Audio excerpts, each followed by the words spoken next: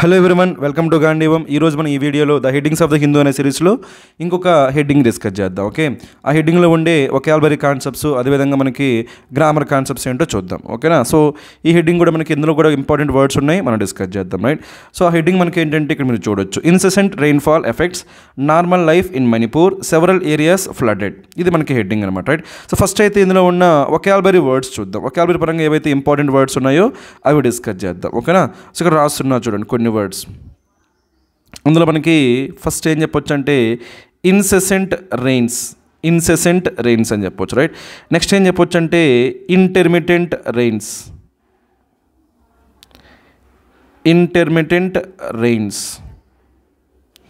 ఆ తర్వాత మనం ఏం చెప్పొచ్చు అంటే స్పొరాడిక్ రెయిన్స్. ఇవన్నీ కూడా మనకి ఇంపార్టెంట్ అండి, స్పొరాడిక్ రెయిన్స్. ఆ తర్వాత మనం ఏం చెప్పొచ్చు అంటే టోరెన్షియల్ రెయిన్స్. ఇవి మీరు గుర్తుపెట్టుకోవాలి. ఓకేనా? సో ఫస్ట్ అయితే ఇవి నార్మల్గా వొకాబులరీ పరంగా ఇంపార్టెంట్. అదేవిధంగా మనకి cloze test fill in the blank చేసేటప్పుడు బ్లాంక్స్ పెట్టి ఆ బ్లాంక్స్లో మనకు అడుగుతారంటే ఎలా బ్లాంక్స్ పెడతారంటే రెయిన్స్ అనే వర్డ్ ఇస్తారు, దాని ముందు బ్లాంక్ ఉంటుంది. ఆ బ్లాంక్లో మీరు ఇన్సెసెంట్ అని కానీ, ఇంటర్మిటెంట్ అని కానీ, స్పొరాడిక్ అని కానీ, టోరెన్షియల్ అని కానీ ఇలాంటి వర్డ్స్ని చూజ్ చేసుకోవాల్సి ఉంటుంది. ఓకే, ఫస్ట్ అయితే ఇప్పుడు డిఫరెన్స్ చూద్దాం. చూడండి. రైట్. మనకి ఇన్సెసెంట్ అనే వర్డ్ ఎప్పుడు వాడతామంటే ఎప్పుడైనా మనకి వర్షాలు అనేవి కంటిన్యూస్గా పడుతున్నాయి అనుకోండి. ఓకేనా? కంటిన్యూస్గా పడితే వాటిని ఏమంటామంటే ఇన్సెసెంట్ రెయిన్స్ అంటామండి, కంటిన్యూస్గా పడితే. ఓకేనా? మరి ఇంటర్మిటెంట్ ఎప్పుడు పడతామంటే కంటిన్యూస్గా కాకుండా అకేషనల్లీ. ఓకేనా? అకేషనల్గా పడితే వాటిని ఏమంటామంటే మనం ఇంటర్మిటెంట్ అంటాం. ఓకేనా? కంటిన్యూస్గా పడితే ఇన్సెసెంట్ అంటాము, అకేషనల్గా పడితే ఇంటర్మిటెంట్ అంటాం. ఓకేనా? మరి మనకి తెలుగులో అయితే ఎడతెరిపి లేని వర్షాలు అంటాం కదా, వాటిని ఇన్సెసెంట్ రెయిన్స్ అంటారు ఇంగ్లీష్లో. ఓకేనా? నెక్స్ట్ మనకి ఇక్కడ ఏముంది, స్పొరాడిక్ ఉంది కదా. స్పొరాడిక్ ఎప్పుడు వాడతామంటే ఇర్రెగ్యులర్గా. ఓకేనా? ఇర్రెగ్యులర్గా లేదా దాన్ని మనం ర్యాండమ్ అని కూడా చెప్పొచ్చు. ఇర్రెగ్యులర్ లేదా ర్యాండమ్గా పడితే వాటిని ఏమంటామంటే స్పొరాడిక్ రెయిన్స్ అంటాం. ఆ తర్వాత మనకి టోరెన్షియల్ రెయిన్స్ ఉంది కదా, ఇది ఎప్పుడు వాడతామంటే మనం హెవీ రెయిన్స్. ఓకేనా? మనం తెలుగులో అప్పుడప్పుడు ఏమంటామంటే కుండపోత వర్షాలు అంటాం కదా, అలా కుండపోత వర్షాల గురించి చెప్పేటప్పుడు మనం ఏమంటామంటే టోరెన్షియల్ రెయిన్స్ అంటాం. సో ఈ విధంగా మనకి ఈ వర్డ్స్కి మీనింగ్స్ తెలియాలి. రైట్. మామూలుగా మీనింగ్ తెలియాలి అంటే ఇన్సెసెంట్ అంటే కంటిన్యూస్ అని తెలియాలి, ఇంటర్మిటెంట్ అంటే అకేషనల్ అని తెలియాలి, స్పొరాడిక్ అంటే ఇర్రెగ్యులర్ ఆర్ ర్యాండమ్ అని తెలియాలి, టోరెన్షియల్ అంటే హెవీ అని తెలియాలి, మీనింగ్స్ తెలియాలి. అదేవిధంగా మనకి ఎప్పుడైనా సరే cloze test fill in the blanks అడిగినప్పుడు వీటిని మనం పిక్ చేసుకోగలగాలి. రైట్. అది మనకి ఫస్ట్ పాయింట్. నెక్స్ట్ ఏంటి మనకి ఏంటంటే ఇంకొన్ని వర్డ్స్ చూద్దాం ఈ వర్షానికి సంబంధించింది. రైట్. అది మనకి ఏంటంటే మామూలుగా ఇక్కడ రాస్తున్నారు చూడండి. ఓకే, డ్రిజిల్ అనే వర్డ్ అండి. ఓకేనా? ఆ తర్వాత డౌన్ పౌర్ అంటాం, ఆ తర్వాత మనకి క్లౌడ్ బస్ట్ అని చెప్పొచ్చు. ఏం చెప్పొచ్చు? క్లౌడ్ బస్ట్ అని చెప్పొచ్చు. ఇప్పుడు సో వీటి మధ్య డిఫరెన్స్ ఏంటో చూద్దాం. చూడండి. ఓకేనా? సో మనకి డ్రిజిల్ ఉంది కదా, డ్రిజిల్ అని మనకి ఏంటంటే లైట్ రెయిన్ అండి, చినుకులు అంటాం కదా, అలా చినుకులు పడ్డప్పుడు లైట్గా రెయిన్ పడ్డప్పుడు దాన్ని ఏమంటామంటే డ్రిజిల్ అంటాం. అంత పెద్ద వర్షం ఏం కాదు, లైట్గా పడుతుంది, చినుకులు పడుతున్నాయి, దాన్ని ఏమంటామంటే డ్రిజిల్ అంటాం. అలా కాకుండా మనకి డౌన్ పవర్ అన్నా లేకపోతే క్లౌడ్ బస్ట్ అన్న మీనింగ్ మనకి ఏంటంటే హెవీ రెయిన్స్ అని చెప్పొచ్చు. వీటిని టోరెన్షియల్ రెయిన్స్ అని కూడా చెప్పొచ్చు. దీనికి ఇడియం చెప్పాలంటే ఏం చెప్పొచ్చు అంటే రైనింగ్ క్యాట్స్ అండ్ డాగ్స్ అంటారు. ఓకేనా? రెయిన్ క్యాట్స్ అండ్ డాగ్స్ ఇది ఇడియం అనమాట. ఓకేనా? మనం తెలుగులో అయితే కుండపోత వర్షాలు అంటాం కదా, కుండపోత వర్షాలు అంటే నిజంగా పైనుంచి కుండతో వర్షాలు పోస్తున్నారనా? కాదు కదా, అది ఇడియమాటిక్ ఎక్స్ప్రెషన్. అదేవిధంగా ఇంగ్లీష్లో కూడా ఏమంటారంటే రెయిన్ క్యాట్స్ అండ్ డాగ్స్ అంటారు. ఏమంటారు? రెయిన్ క్యాట్స్ అండ్ డాగ్స్ అన్న మీనింగ్ మనకేంటి? హెవీ రెయిన్ అని చెప్పొచ్చు. హెవీ రెయిన్ దాన్ని మనం ఏం చెప్పొచ్చు అంటే డౌన్ పవర్ అని చెప్పొచ్చు, లేదా ఏమని చెప్పొచ్చు అంటే క్లౌడ్ బస్ట్ అని చెప్పొచ్చు. అయితే ఇక్కడ ఇంకో గ్రామర్ పాయింట్ ఒకటి చూద్దాం. రైట్. మీకు రెయిన్ క్యాట్స్ అండ్ డాగ్స్ అన్నప్పుడు వాడు సమ్టైమ్స్ ఏమంటాడంటే దాని ముందు లైక్ అంటాడండి. ఓకేనా? ఇట్ ఈస్ రైనింగ్ లైక్, లేదా ఇక్కడ ఇస్తాడు ఇక్కడ. సో ఈ లైక్ ఎక్కడ ఇస్తాడంటే మనకి ఈ ప్లేస్లో ఇస్తాడు. ఏమంటాడంటే raining like cats and dogs అంటారండి, అలా అనకూడదు. ఓకేనా? సో ఇక్కడ మనకి ఈ రెయిన్ క్యాట్స్ అండ్ డాగ్స్ అనేటప్పుడు ఏం వాడకూడదు, లైక్ వాడకూడదు. చాలాసార్లు స్పాటింగ్ ఎర్రర్స్లో వాడు లైక్ ఇస్తాడు, అది మీరు అబ్జర్వ్ చేయండి. సో ఈ విధంగా మనకి ఈ వర్డ్స్ పైన మీకు ఖచ్చితంగా అవగాహన ఉండాలి. ఓకేనా? ఇవి మనకి చాలా ఫ్రీక్వెంట్గా ఎగ్జామినేషన్ అడిగే వర్డ్స్ కాబట్టి ఖచ్చితంగా మీకు తెలియాలి. ఇప్పుడు మనం చేద్దామంటే ఇంకొన్ని వర్డ్స్ నేర్చుకుందాం. ఆ వర్డ్స్ దేని గురించి అంటే మనకి రైట్ ఈసారి ఫ్లడ్స్ గురించి ఆ వర్డ్స్ అనమాట. ఓకేనా? చూద్దాం ఆ వర్డ్స్ ఏంటో. రైట్. ఇప్పుడు అబ్జర్వ్ చేసినక్కడ మనకి ఏముంది, ఫ్లడ్ ఉంది కదా, ఈ ఫ్లడ్ గురించి మనం కొన్ని వర్డ్స్ డిస్కస్ చేద్దాం. రైట్. అవేంటంటే మనకి ఎప్పుడైనా సరే ఈ వర్డ్స్ వచ్చినప్పుడు ఓకే ఇనండేట్ అంటారండి, ఇనండేట్.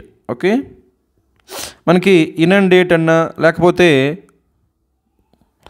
రైట్. సబ్మెర్జ్ అంటారు.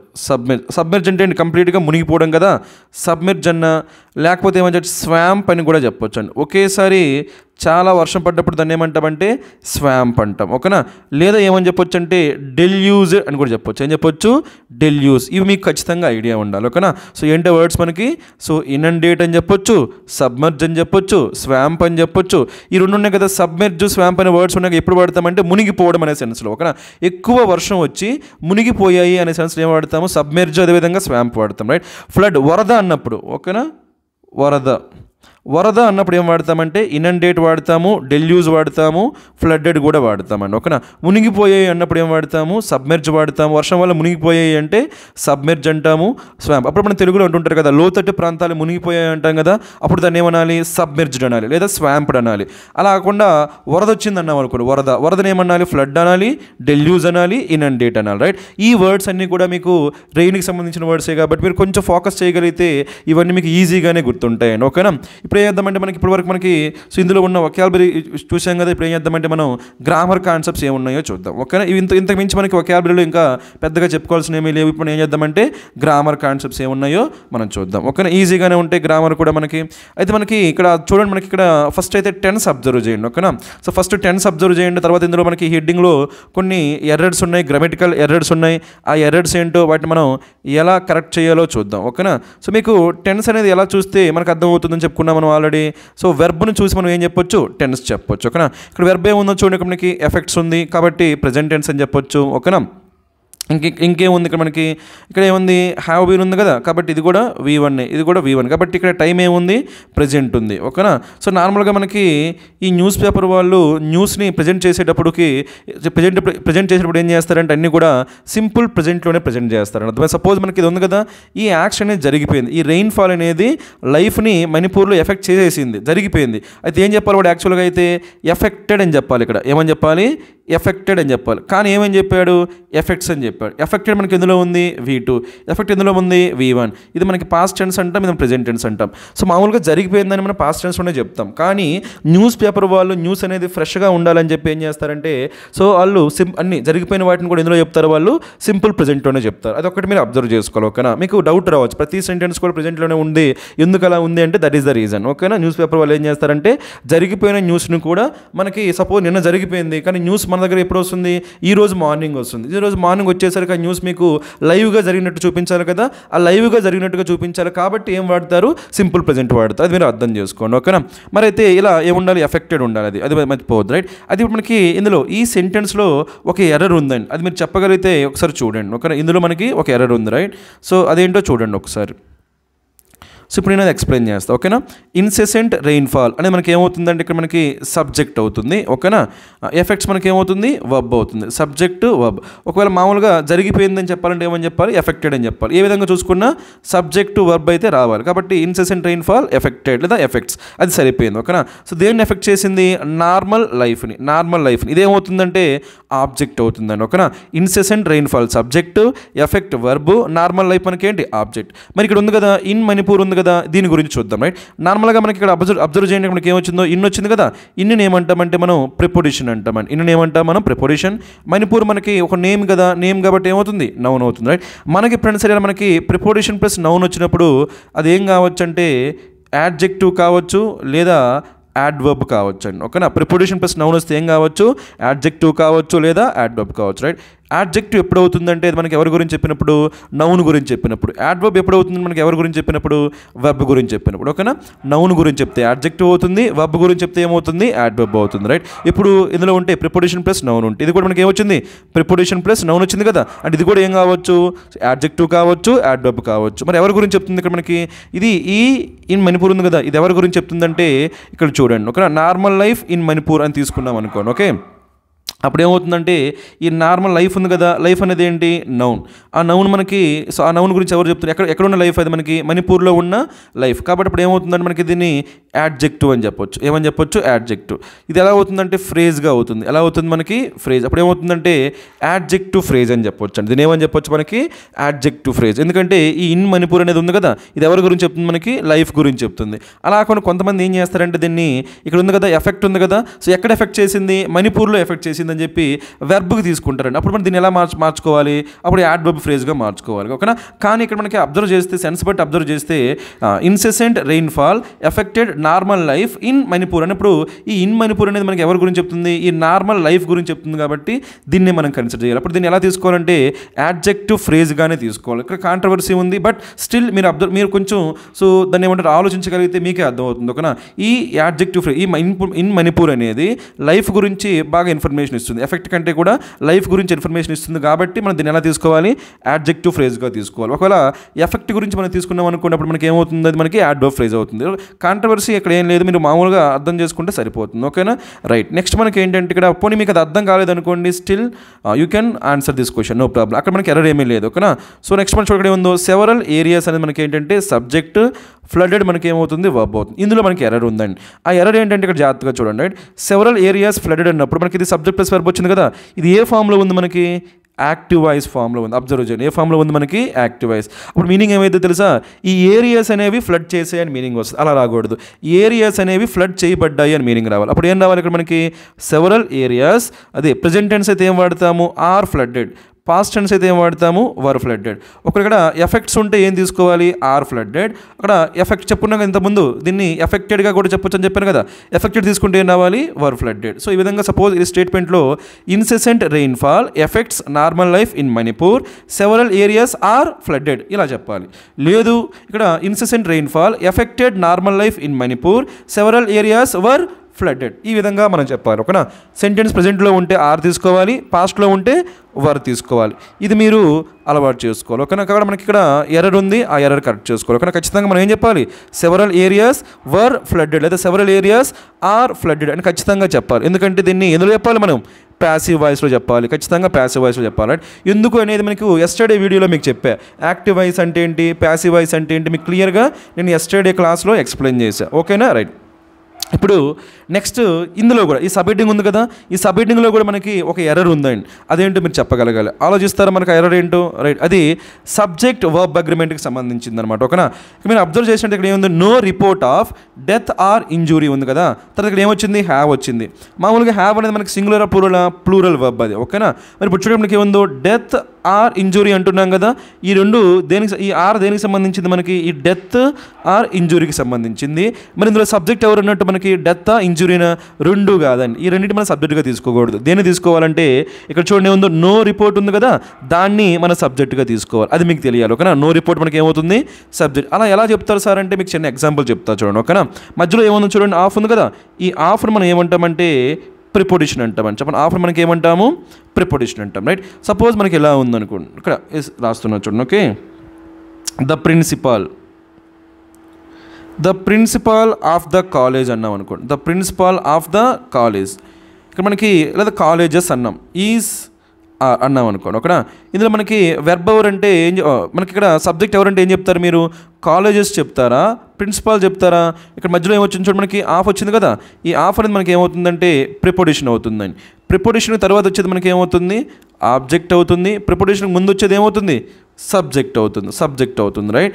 మరి ఇప్పుడు కూడా మనకి ఈ వర్బ్ అనేది మనకి దేంతో అగ్రిమెంట్లో ఉంటుంది? సబ్జెక్ట్ వర్బ్ అగ్రిమెంటా, ఆబ్జెక్ట్ వర్బ్ అగ్రిమెంటా? Subject verb agreement. మరి ఇక్కడ సబ్జెక్ట్ ఏంటి? మనకి ప్రిన్సిపాల్. మరి ప్రిన్సిపాల్ మనకి సింగులర్ ప్లూరల్? సింగులర్. కాబట్టి ఏం రావాలి? ఈజే రావాలి. అప్పుడు ఏమైతే the principal of the colleges is అని రావాలి. ఇక్కడ కాలేజెస్ ప్లూరల్ ఉన్నప్పటికీ మనకి ఏం రావాలి? ఈజీ రావాలి. ఎందుకు ఈజీ అంటే ప్రిన్సిపాల్ సింగులర్ కాబట్టి. ఇక్కడ కూడా మీరు అలానే ఆలోచించగలిగితే no report of death or injury అన్నప్పుడు ఈ ఆఫ్ తర్వాత ఏముంది అనేది మనకి ఇర్రిలవెంట్ అండి. మనం దేన్ని కన్సిడర్ చేయాలి? No report. దీన్ని మనం సబ్జెక్ట్గా కన్సిడర్ చేయాలి. ఓకేనా? కాబట్టి నో రిపోర్ట్ ఉంది కాబట్టి నో రిపోర్ట్ మనకి సింగులరా ప్లూరలా? సింగులర్ కాబట్టి ఇక్కడ మనకి ఏం రాకూడదంటే హ్యావ్ రాకూడదు. మరి ఏం రావాలి? హ్యాజ్ రావాలి. ఇది మీరు నేర్చుకోవాలి. ఓకేనా? సో మనకి ఇందులో ఈ హెడ్డింగ్లో మనకి ఎర్రర్ ఉందన్నమాట. సబ్జెక్ట్ వర్బ్ అగ్రిమెంట్ పరంగా అక్కడ ఏం రాకూడదు? హ్యావ్ రాకూడదు. ఏం రావాలి? హ్యాజ్ రావాలి. రైట్. అది ఒక పాయింట్.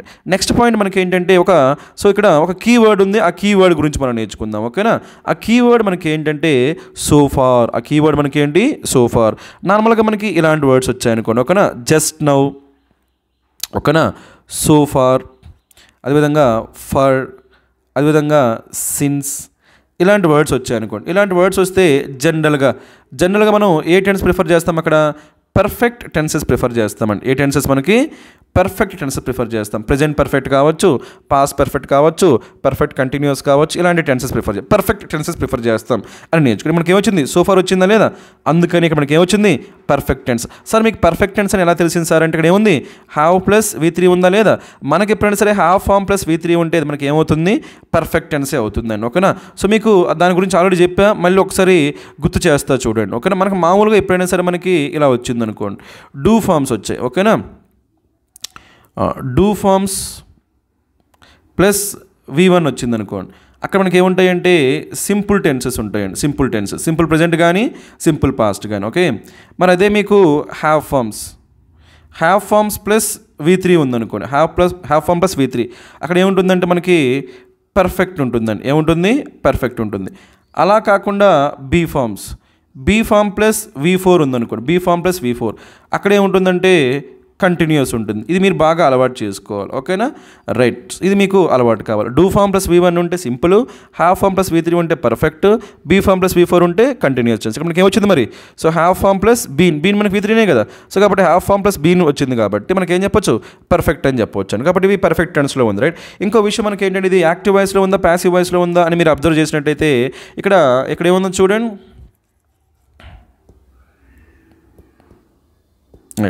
అక్కడ ఏముండకూడదు? హ్యావ్ ఉండకూడదు. ఏముండాలి? హ్యాజ్ ఉండాలి. అప్పుడు ఏమైంది? హ్యాస్ బీన్ రిపోర్టెడ్ అన్నప్పుడు బీన్ మనకి ఏ ఫామ్? Be form. ఓకేనా. బీన్ మనకి ఏ form? Be form. Be form తర్వాత ఏమొచ్చింది? V3. Be form plus V3 వస్తే ఏ వాయిస్? అది మనకి ప్యాసివ్ వాయిస్. మరి ఇక్కడ యాక్టివ్ వాయిస్ రావాలా ప్యాసివ్ వాయిస్ రావాలా? ఆబ్వియస్గా ప్యాసివ్ వాయిస్. ఎందుకు?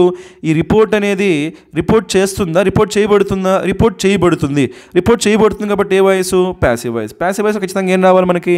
Be form plus V3. కాబట్టి మనకి ఇక్కడ ఏం రావాలి? సో బీన్ రావాలండి. బీన్ ప్లస్ ఏం రావాలి? V3. రిపోర్టెడ్. రైట్. సో ఇక్కడ ఇంకేముంది? In the heavy rain in Manipur so far. ఇప్పటి వరకు ఏం జరగలేదంట, డెత్ కానీ ఇంజురీ కానీ ఎవరికి జరగలేదని ఈ రిపోర్ట్ ద్వారా మనకి రిపోర్ట్ చేయబడింది. సో ఈ విధంగా మనకి ఏం చేయొచ్చు అంటే ఈ కాన్సెప్ట్స్ నేర్చుకోవచ్చు. ఓకేనా. సో ఇందులో మనకి ఇంకా ఒక చిన్న కాన్సెప్ట్ చూద్దాం. ఓకేనా.